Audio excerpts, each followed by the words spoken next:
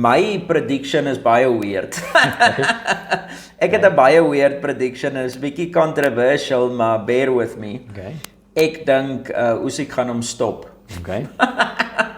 Maak dit vir jou sin? Ja, nee, nou nie so baie sin soos myne nie, maar Ja, dit kan seker, this is boxing. Ja. Anything can happen.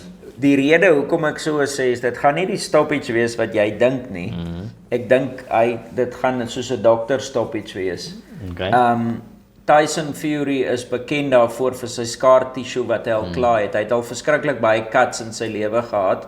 Daai wat is die ou se naam? Otto Wallin het vir hom 'n vieslike snymos gegee wat die fight amper gestop is. Ja. En hulle het, hoeveel was dit? Iets in die 30 of 40 steke wat hy moes ingesit word. Flip en lank moes hy dit gehou het.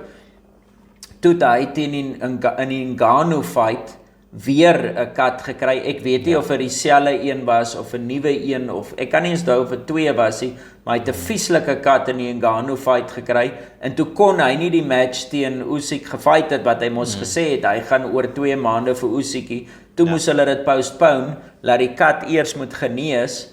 Lo and behold, 'n maand of wat voor die fight moes gewees het, insparing, fight hy 'n kort ouetjie, presies Usyk se size, die ou counter hom up close met 'n left hook, sny hy weer hy hele sny oop, en dis hoekom ons vir hoeveel maande gewag het voordat ons hierdie fight gekry het. So ek dink die kat is geheel, maar 'n kat kom altyd makliker op ou scar tissue as op 'n nuwe vel wat vasgeheg is.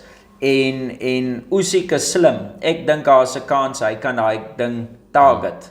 En so ek het 'n gevoel iewers in die fight kan die glipsie gebeur. Hy kan 'n kat kry en dan gaan Usyk daai kat target en dan gaan hulle later die fight moet stop.